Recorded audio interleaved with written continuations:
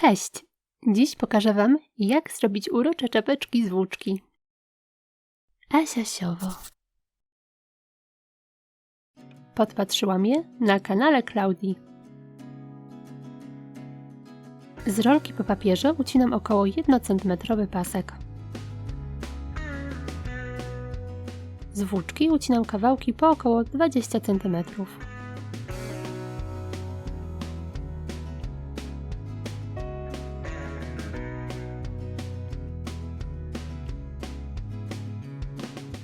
Składam na pół, przekładam pod rolkę i końce włóczki przekładam przez pętelkę. Zaciskam. Tak samo robię za drugim, trzecim i kolejnym razem, aż wypełnię całą obręcz. Teraz wszystkie kawałki włóczki przekładam na drugą stronę.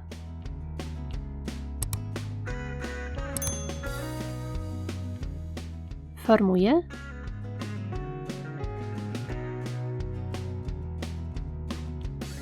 i wiążę w całość.